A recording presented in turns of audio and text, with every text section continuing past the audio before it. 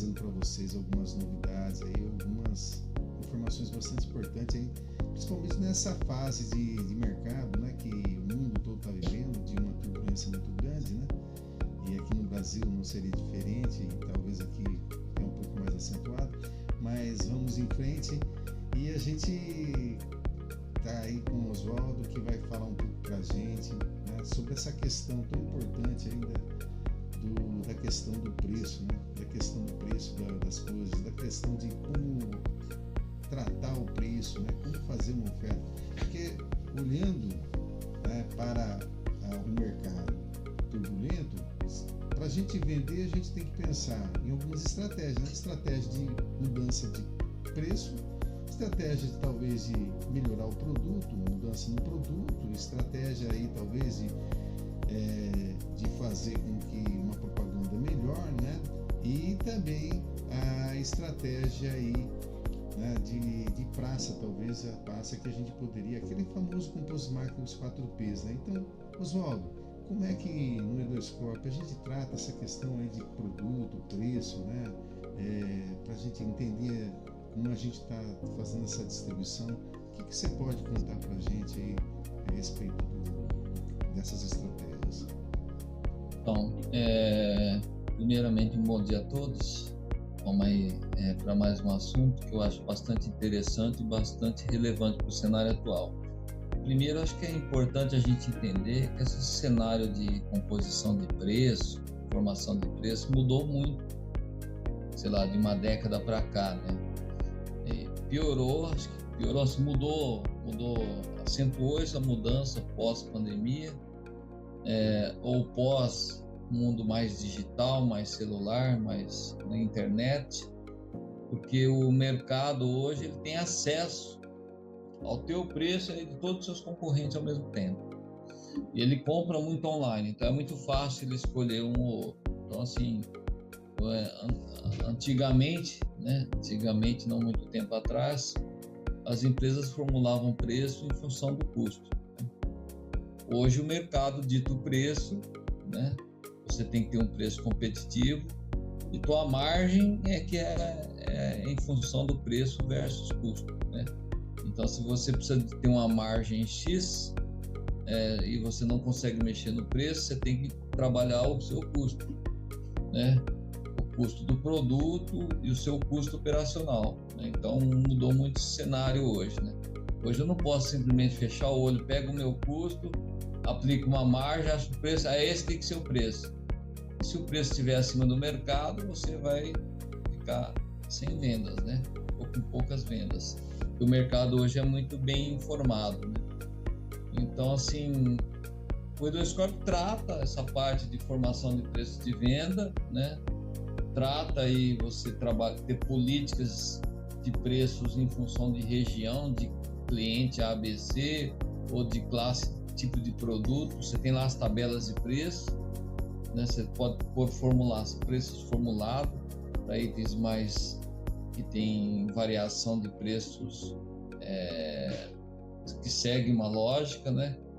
Mas assim, isso tem que pensar que isso tem muito a ver com a política da empresa, com o mercado que ela atua, né?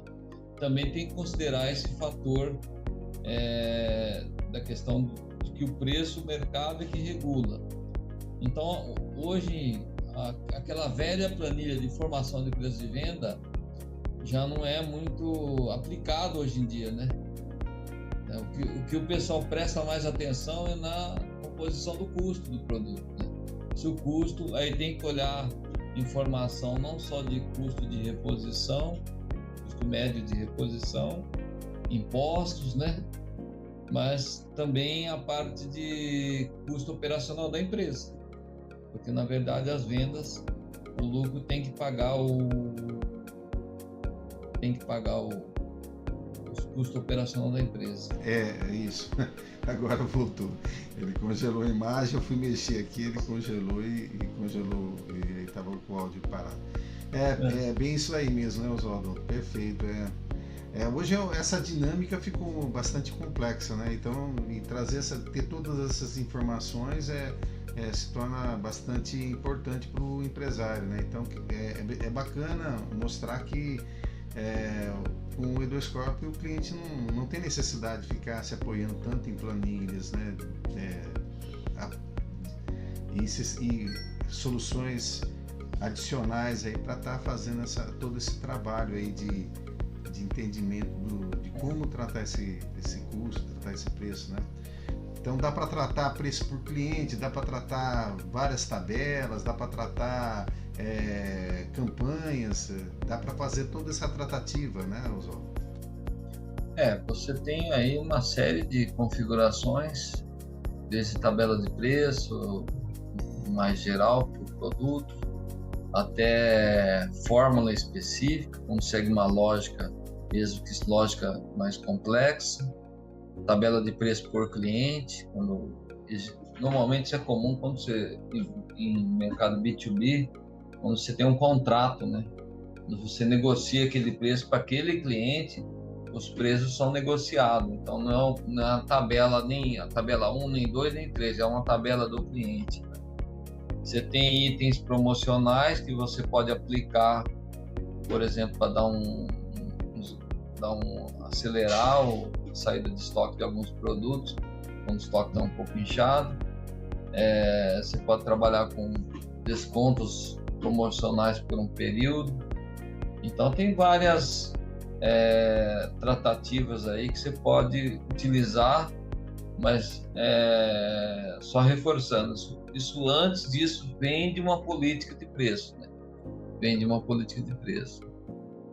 Tem empresas que trabalham com preço único, tem empresas que trabalham com preço por região, tem empresas que trabalham por preços específicos para um cliente, tem empresas que trabalham, consideram às vezes o volume. Então tem muito a prática aí. O Eduescorp pode chegar, tem lá as configurações padrão, que tem algumas flexibilidades até um nível onde você customiza o preço. Tá? Você pode chegar a customizar com regras bastante complexas para tratar a extração do preço. Mas eu sempre sou a favor de regras claras e simples, né? É fácil de conferir, é fácil de testar. Então, regras complexas só quando realmente for necessário para manter um nível de competitividade no mercado específico, aí você aplica a regra complexa. Mas você tem todas as mobilidades aí desde planilhamento de informação de custo, preço de venda, e a parte de tabela de preço para o cliente, aí você tem as descontos padrões, então tem bastante opções aí para o cliente colocar a política de preço dele dentro do RP. Isso Bem, isso é bastante importante, né? Ter uma política forte dentro do sistema, né? Porque o que acontece quando você não tem nenhuma política, né? Você pode, o pessoal da equipe de vendas, é claro que pode tratar uma política que venha não ser tão boa para a empresa, né? Você às vezes está vendendo, mas está vendendo com não tanto, né? E também o outro lado, né? Às vezes está com uma política muito fechada e você não consegue vender porque o mercado realmente está complicado naquele momento, né? Então é bacana isso, né? Que o sistema já traz toda essa estrutura para que tá fazendo essa gestão desse preço de vendas de uma forma bastante eficaz, né? Tem casos assim eu já tive conhecimento em clientes que a gente atende da área industrial, que acontece que o custo daquele produto individual às vezes ele é elevado pelo mão de obra que exige, maquinário que exige para produzir aquela peça, né? Então tem alguns tipos de indústria que como o mercado às vezes não paga, se ele for colocar, porque às vezes o lote de produção dele é pequeno, então encarece, ele não tem um volume grande de venda daquela peça, ele tem que produzir em lote pequeno, preparar a máquina, o torno para produzir um lote muito pequeno encarece muito a peça, você tem que pôr o custo naquele lote lá, né? O que algumas empresas costumam fazer? ele pega esse tempo de preparação de máquina, tira do produto, né? Deixa só o custo mais de material e de operação propriamente dito, então ele fica com custo enxuto, ele consegue ter um preço competitivo, mas aquele custos, os custos indiretos, ou custo de preparação de máquina, aquelas coisas que encarece o produto, ele tira dali e joga no resultado do negócio. Então, na verdade, parte daquela mão de obra, ele é jogado no resultado final do mês, no DRE, né? Na margem de custo operacional. Então, ele tira do produto individual. Isso é uma estratégia que algumas empresas adotam. Quando você joga por o resultado, você está rateando aquele custo no resultado da empresa inteira. Isso é bom porque você ele consegue atender a nível de preço e você sacrifica um pouco o lucro de alguns produtos, né? Porque você vai ratear aquele custo em outros produtos. Mas é uma questão de estratégia de negócio, estratégia de preço, que a gente vamos chamar isso de preço estratégico, né? Você fixa um preço, às vezes você está no prejuízo, né? Porque no mix você tem que atender o cliente com aquele produto, senão você perde outros. Então você opera com preço às vezes quase no vermelho, ali empatando, né? Mas se atende o cliente e o custo adicional gerado para a fabricação daquele item, você joga no resultado. Essa é uma estratégia também. Aí por isso você precisa do ERP, né? Você tem que olhar o financeiro também, o teu custo operacional, ratear aquele custo operacional na parte de produção. A gente tem um custo real, né? Você pega o custo operacional, custo fixo operacional e custos indiretos, insumos, e rateia nos itens fabricados. E aí você tem um custo real do produto. O custo real hoje não é mais como antigamente você usava para formular preço de venda, né? Essa época já foi. O custo real é para você saber qual que é a sua margem de lucro. Porque o preço de venda já está definido, entendeu? Então, assim, quanto que sobra ali na tua margem de lucro? E essa sua margem de lucro, a soma das margens de lucro tem que pagar o seu custo operacional, que é o custo fixo. Então, essa é a dinâmica do preço, né? Porque o preço já está definido pelo mercado, né? Você tem que ter o break-even, né? Por exemplo, se você tem um serviço que você paga um valor fixo lá de, sei lá, $20 mil para ter o serviço, a tecnologia, e o produto custa X, para você pagar aquele fixo, você tem que vender no mínimo tantas peças para atingir o break-even. A partir dali você começa a ter lucro. Então tem muito dessa questão também, né? Você tem um custo variável, que é lá o material, mas tem um custo fixo que às vezes tem muita parte de engenharia, de consultoria no processo de montagem ou de instalação, né? Que nem tudo você consegue jogar no custo do projeto. Tem muito disso aí. Perfeito, Oswaldo. Oswaldo, é bem legal isso aí, né? Porque a grande maioria dos empresários, mais a grande maioria das empresas, principalmente na pequena empresa, fica meio maluca, né? Quando vai ter que redefinir os preços, né, do produto, quando tem muita oscilação, nossa, e ultimamente está tendo bastante oscilações, né? Seja de matéria-prima, seja do dólar e tudo mais, aí o pessoal fica meio perdido, né? O que tem que fazer, né? Entender esse custo é uma coisa bastante crítica, né? Que muitas vezes o cara... e assim, e o custo, às vezes, o que eu tenho visto aí no mercado, que às vezes você vai num consultor, ele está tratando na empresa, ele trata de uma determinada... Eu falo consultor externo, né? Que consultor de custo. Ele tem uma visão de custo muito particular. Aí o cara, um outro pensa de um outro jeito, quer incluir tudo, né? Então, eu queria que você contasse um pouco para a gente como é que o Weatherscorp, né? Como é que a OC ajuda os clientes a tratar melhor essa questão de custo, né? Separar um pouco, entender essa coisa, o que é o custo médio, o custo padrão do produto, o que é o custo industrial. Traduz para a gente isso aí, por favor. Então, vamos por partes aí, né? Então, primeiro assim, o custo médio é o custo da reposição, né, do produto. Você faz a média, porque porque se o produto tem variação de preço em época inflacionária ou é balizado no dólar, então a cada mês pode ter um preço. Então você não pratica nem o último, que pode estar muito alto ou muito baixo, vamos supor, pega um produto em função do dólar, e nem o primeiro lá no início do mês, você pega a média ponderada.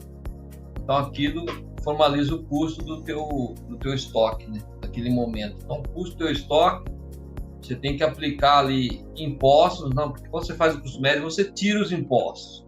Você não faz o custo com ICM, PI, você tira fora ICM, PI, PIS/COFINS, você tira fora. Para compor o custo dele real, né, o custo para formação de preço e venda, você coloca os impostos. ICM, PI, então você pega o custo médio, né, que é o custo líquido lá, né, e acrescenta os impostos, né. Esse custo aí, que eu nominaria como custo padrão. Em cima dele, você coloca as margens e forma o preço de venda. Mas onde ficam os custos indiretos operacional? Isso aí tem a ver com ponto de equilíbrio, tem a ver com a margem de lucro bruta, tem que pagar esse custo operacional, né? Que a margem de lucro líquida é o que? É a margem bruta daquilo que você pagou de custo direto do produto, impostos, mais custo de fornecedor, né?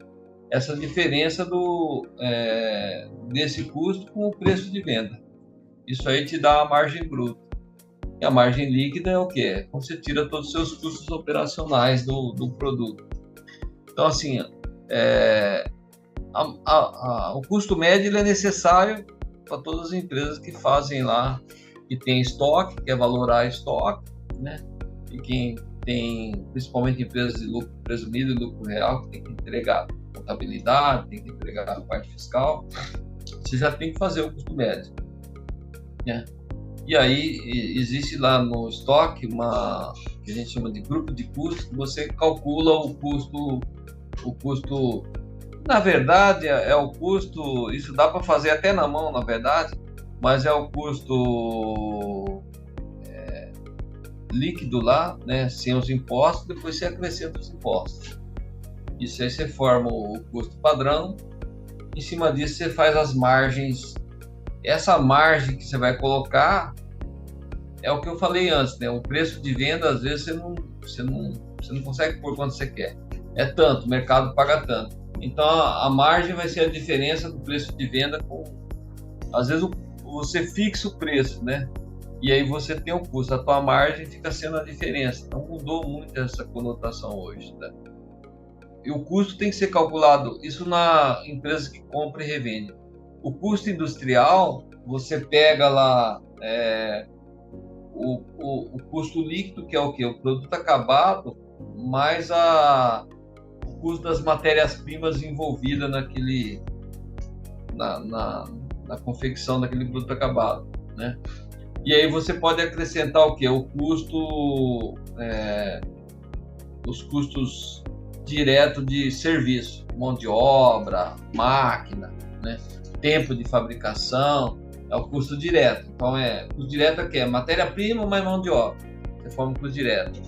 Para você fazer o custo real, você coloca os custos indiretos ali.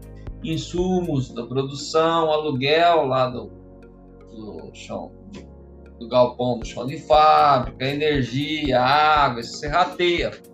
Aí você forma o custo real do produto, né? Em cima disso que você vai pôr a margem e vai estipular o preço de venda. Aí é tabela de preço, né? Tabela de preço.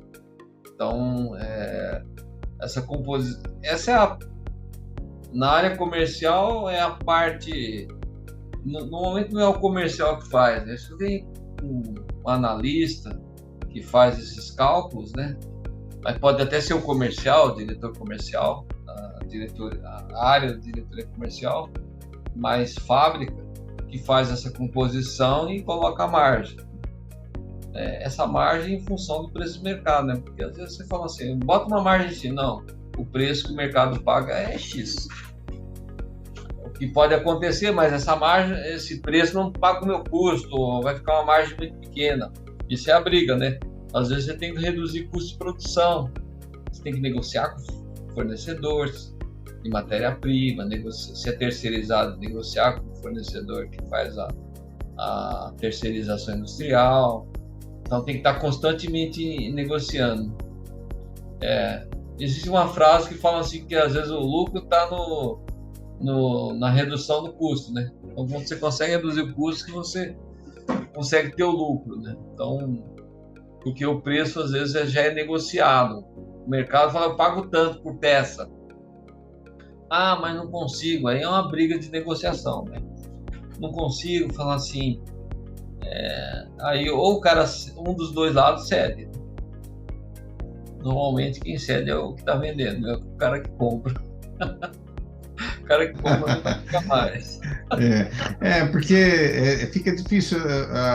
Às vezes a missão da empresa é tentar mostrar que ele tem alguma diferenciação em relação ao produto, né? E que aquilo realmente vai agregar algum valor. Mas o grande desafio é que é numa indústria, né, que às vezes ele fornece um produto, esse produto é uma matéria-prima, né, é um subproduto para um outro produto do outro cara, e dentro daquele composto fica difícil, cara, falar assim, justificar o valor dele, né? A não ser que ele tenha uma questão bastante diferenciada, né? Só eu que faço, aí ok, aí ele não tem problema tanto de... E você dita o preço. Você dita o preço, aí você está mais tranquilo, né? Você é sozinho, igual os grandes fornecedores de aço e ferro, né? Que são regidos pelos grandes oligopólio, monopólio, né? Então eles ditam o preço. E esse preço ele é balizado no dólar, né? Então, igual essa briga aí de preço de gasolina, né? Por que a gente tem que ter preço internacional? Porque os preços dessas commodities todas balizado no mercado internacional. O preço do barril, bom. Vamos abaixar no Brasil. Vai abaixar, vai ferrar. A Petrobras vai tirar dinheiro da Petrobras, né? A empresa deixa de investir, e a Petrobras fala, tá tendo lucro. Que bom, né? Tá tendo lucro.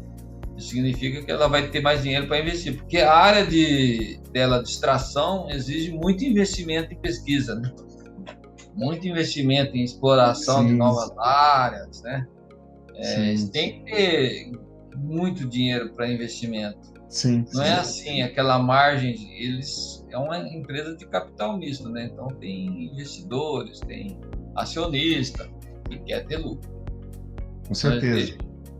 Nós deixam de comprar, começam a vender as ações, que acontece, o preço da Petrobras despenca, né? A empresa cai, de uma hora para outra cai. Então essa matemática não é o que a gente quer, às vezes o mercado que controla, né? Exatamente. E toda ação vem para uma reação, né? O que a gente faz num lugar, o mercado vê de uma forma, fala assim, seja você tirar um produto do mercado, ou você baixar um determinado preço, ou cortar, não acompanhar uma dinâmica para quem está comprando a ação da Petrobras, aquilo é um preço também, né? Então, o entendimento de tudo isso é que se tem isso, eu não vou investir nisso, numa outra coisa, né? Então, essa visão do todo é muito importante, né? Que tem que estar alinhada, né? Não é uma regra fixa, ninguém é dono desses números, né? Sozinho, né? Tem casos, por exemplo, que para reduzir custo ou não aumentar o preço, você vê isso muito na indústria de alimentos, né? Ele reduz o peso da embalagem, né? Tem sido comum, né? Aquilo que era 200 gramas agora é 180, mas a embalagem é do mesmo tamanho, né? Mas tem menos produto ali dentro, né? Então é comum. Você pega na indústria eletroeletrônica, automobilística, que ele começa por itens ali dentro do veículo, dentro do equipamento eletrônico, do computador, peças de custo menor. Estava fabricando aqui, importa da China, sai mais barato. Então começa a ter isso, né?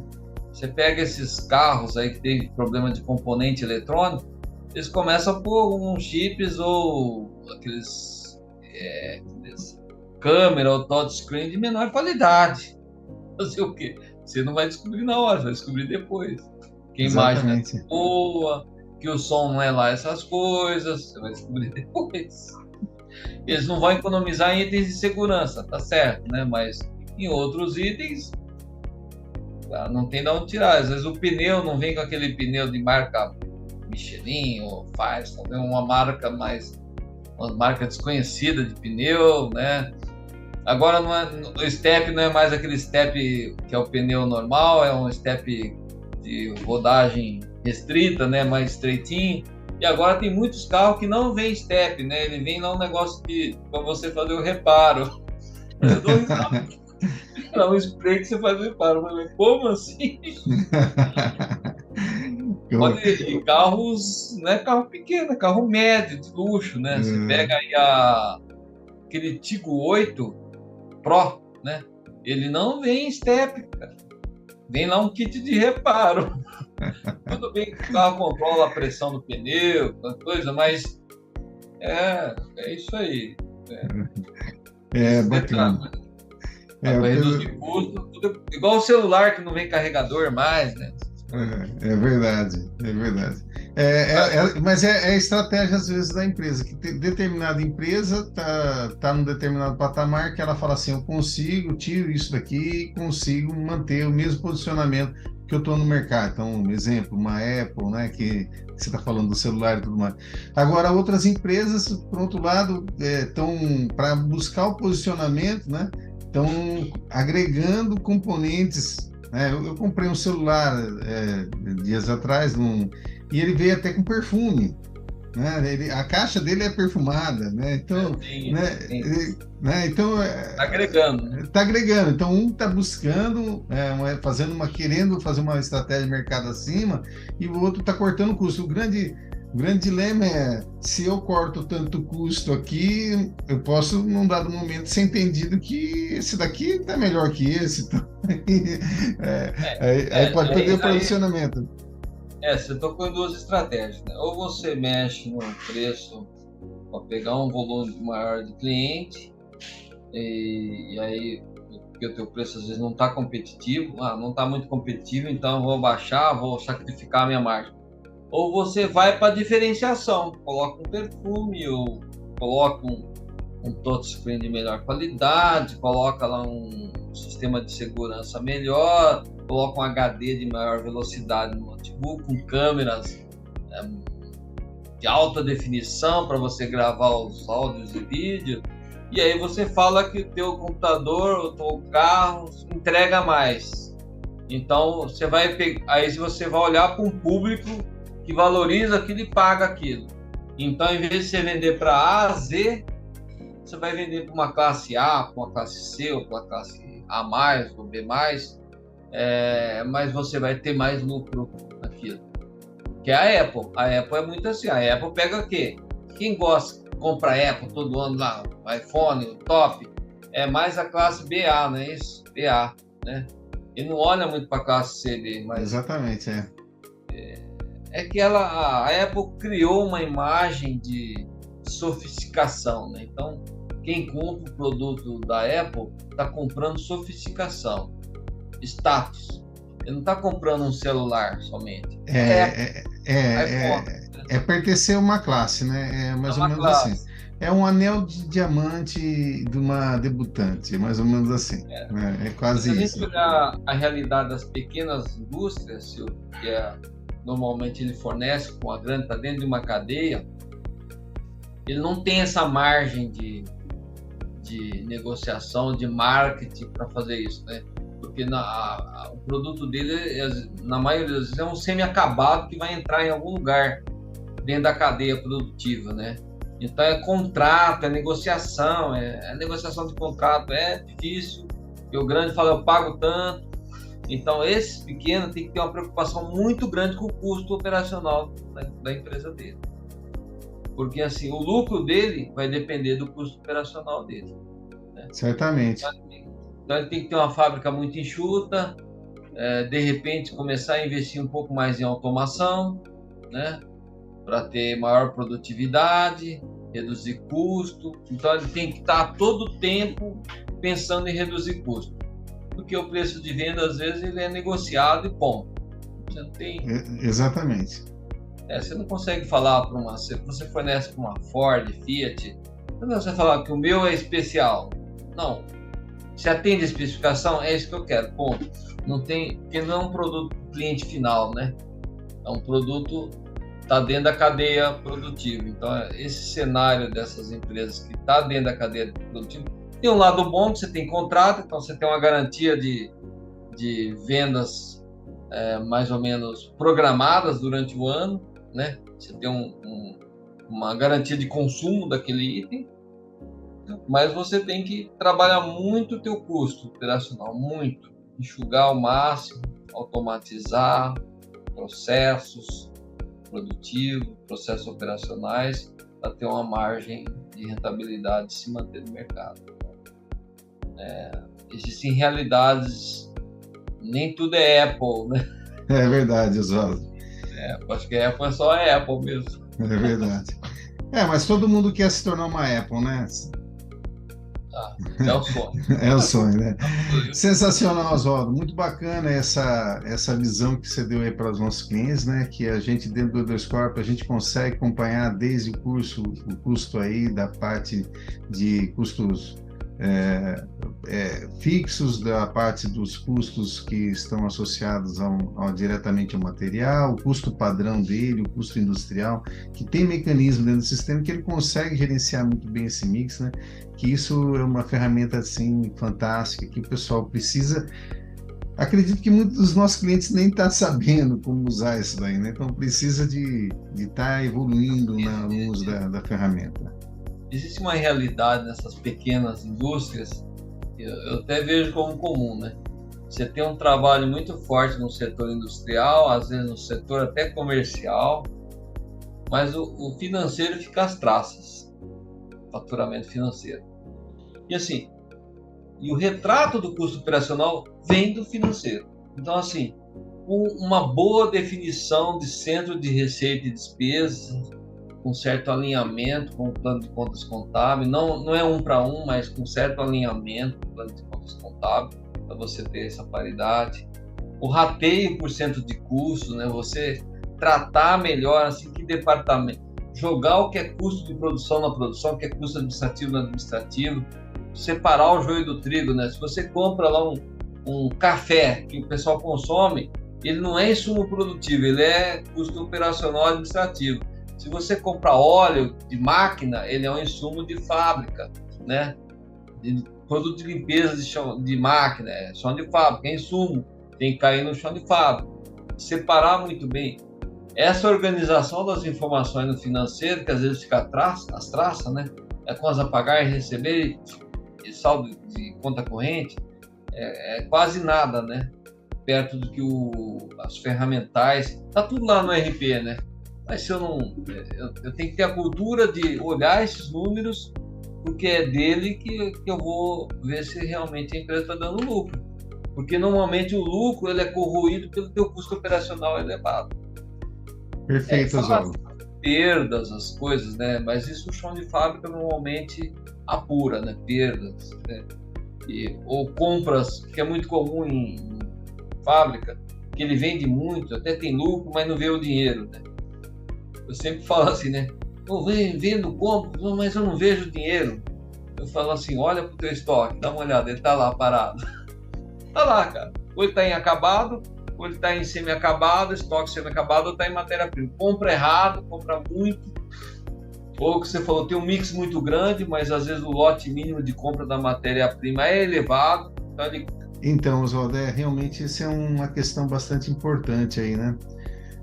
Um outro problema, eu tive essa semana passada foi que eu tive em um cliente, né? E aí o cliente estava me contando de uma situação que ele falou, Silvio, aqui eu tinha uma gama de quase 60 produtos, né? E reduzi o meu número de produtos, né, para 20, pouco mais de 20, porque tinham N produtos que eu fazia né, que estavam dentro desse custo marginal lá, que eu estava fazendo e estava achando que estava dando lucro, né? E no final das contas, não estava dando lucro, né?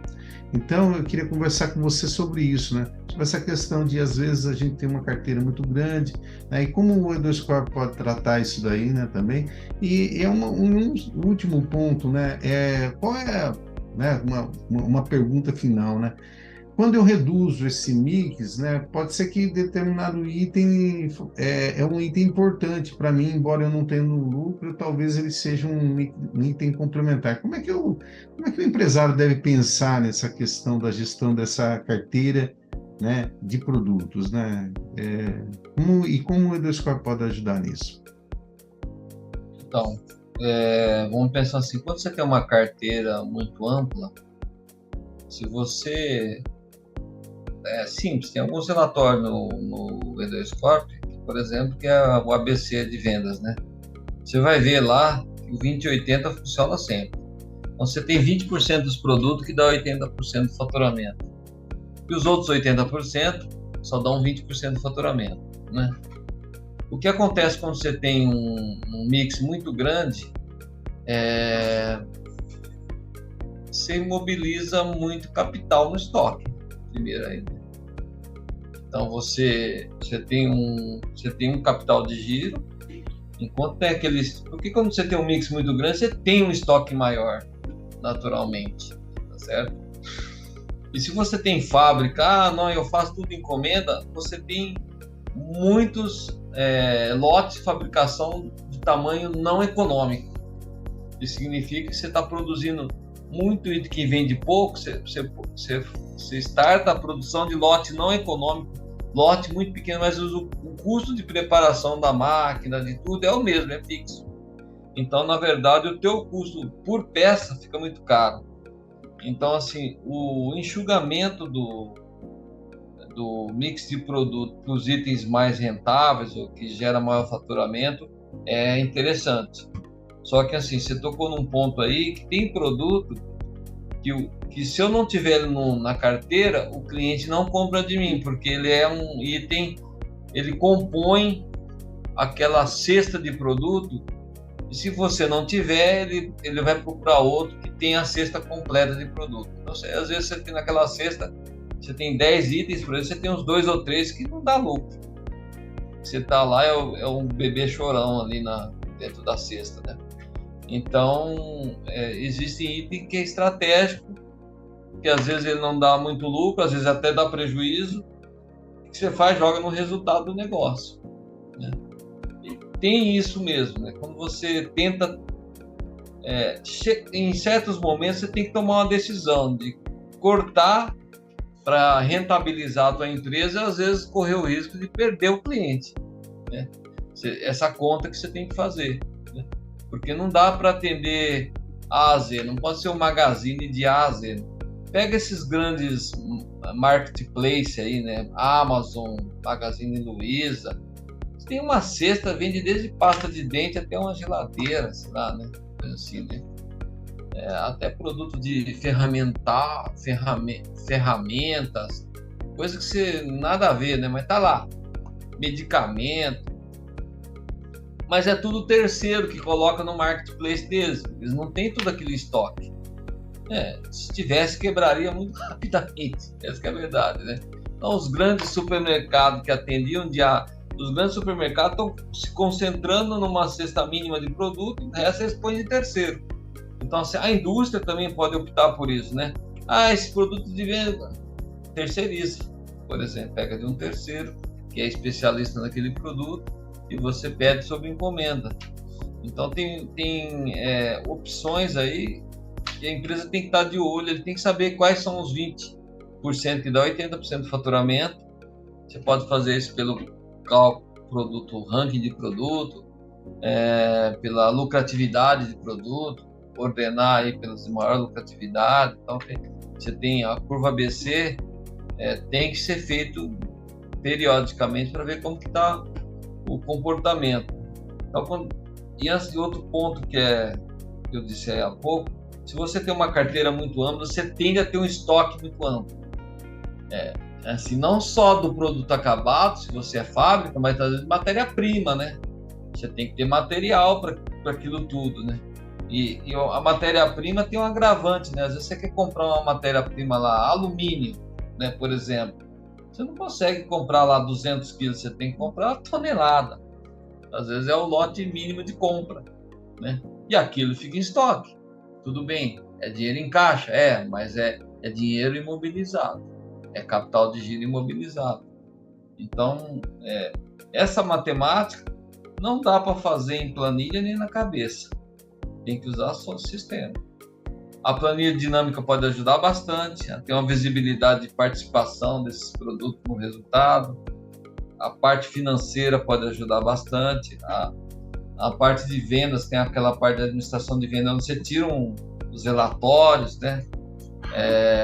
Então, tem bastante ferramentas assim.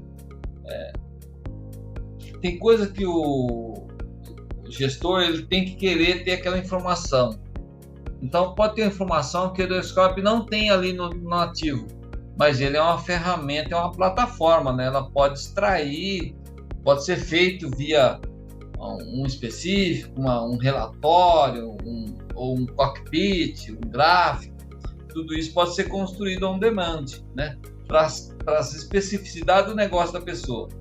Porque o RP nunca atende de A a Z todo mundo. Isso não existe.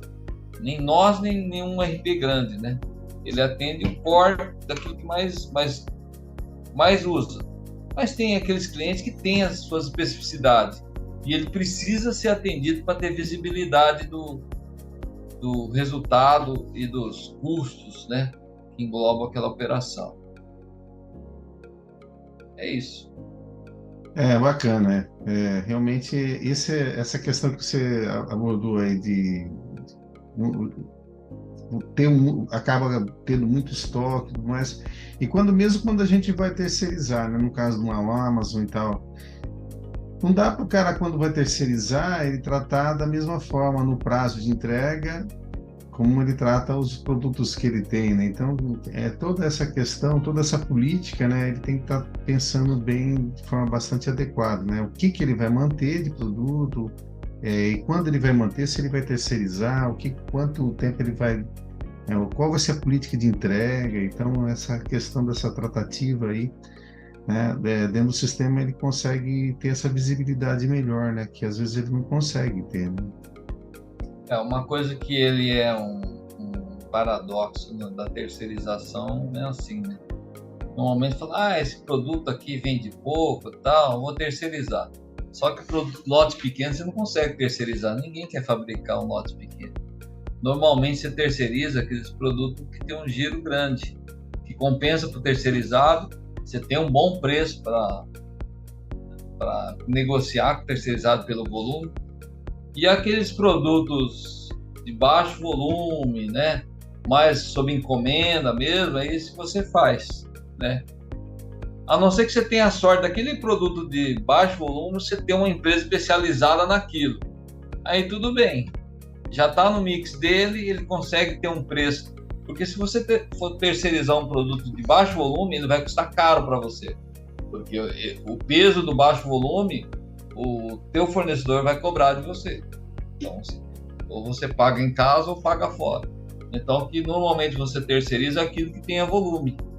E você deixa esses produtos mais, vamos chamar assim, carne de pescoço mesmo, para fazer dentro de casa, onde precisa ter mais cuidado, onde o processo é mais trabalhoso, para você entregar qualidade e tal. Então, você faz isso dentro de casa. Então, o ideal era poder terceirizar todos os produtos de carne de pescoço, né?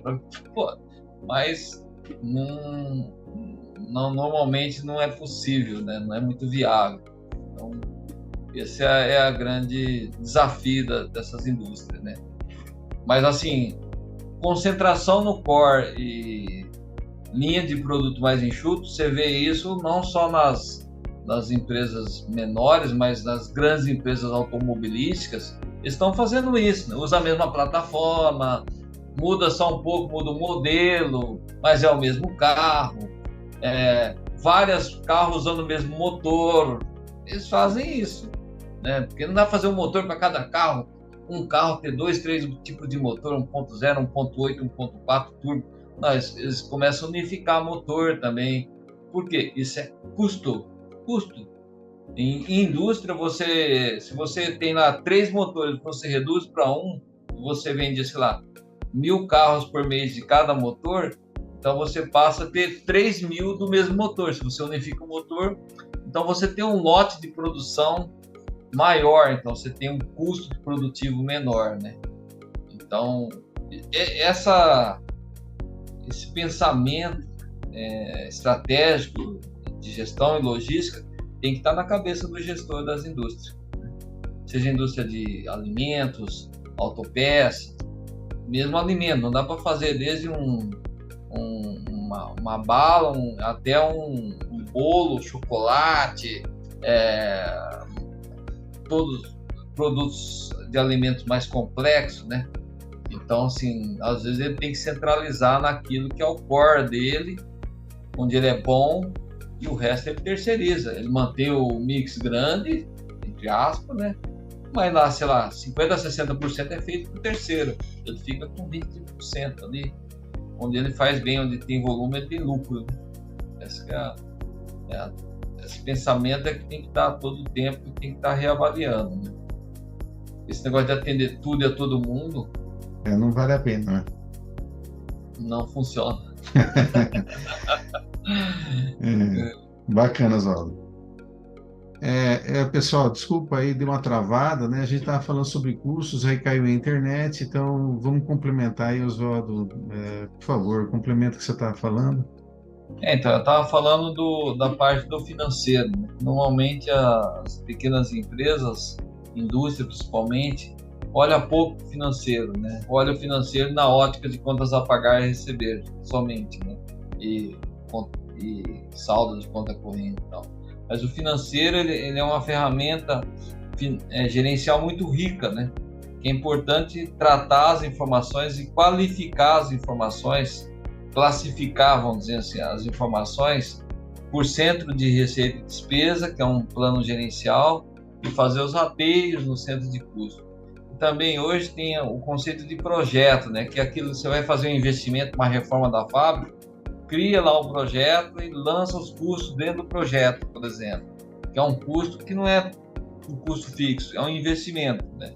Você pode jogar isso como um projeto, e é importante no plano de contas lá, o financeiro, você qualificar o que é receita, custo direto, custo indireto, o que é investimento, para que os relatórios retratem isso com maior precisão.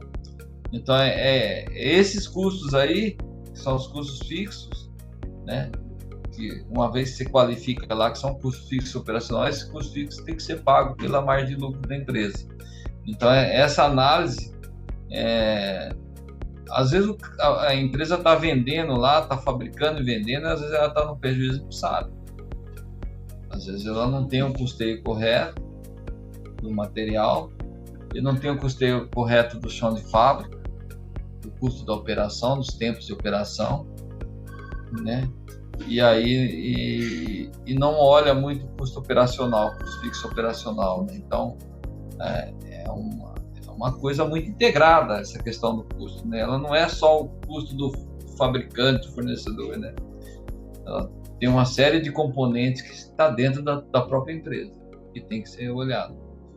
Perfeito, Oswaldo. É isso mesmo, muito bacana aí a explicação que você nos deu, né? E é muito bom, né, passar para os nossos clientes para que eles vão usar a ferramenta e vamos conhecer mais profundamente o Edescorp, né? E para o mercado, pessoal que não conhece o Edescorp ainda, que quiserem conhecer, podem marcar uma apresentação e tudo mais, que a gente está sempre às ordens, né? É isso, o Edescorp é uma ferramenta bastante completa, tem bastante funcionalidades lá. Eu acredito que tem boa parte das funcionalidades que a grande maioria nem conhece, que na verdade é uma coisa de querer usar ou de necessitar daquele recurso, e está lá. É uma ferramenta muito rica em recursos, é uma plataforma muito robusta e pode entregar muito mais às vezes do que está entregando, né? Mas está lá, né? tem muito a ver com a cultura de gestão da empresa, né? Se a cultura não quer uma gestão muito precisa, uma análise gerencial, ele vai entregar aquilo que é operacional. Mas se ele tem uma cultura gerencial e quer caminhar para essa cultura gerencial, tem lá as ferramentas todas, os relatórios gerenciais, as planilhas dinâmicas, agora na versão 6 tem os cockpit, então tem bastante ferramenta que a pessoa pode se utilizar para melhorar a gestão, né? É Per- isso. Perfeito, pessoal. Perfeito, Oswaldo, obrigado. Pessoal, se vocês quiserem deixar alguma sugestão, alguma dúvida, quiserem mandar para a gente, né, ou através da própria publicação dos links aí nas diversas redes sociais, ou através diretamente aí, mandando um e-mail para pós-venda@oxsistemas, né, ou comercial@oxsistemas, sintam-se à vontade aí, porque a gente tá querendo responder as perguntas para vocês, tá bom? Muito obrigado, É pessoal. isso aí. Um grande Obrigado abraço aí, e pessoal. uma boa Sucesso semana. para todos nós. Até Vamos lá. mais.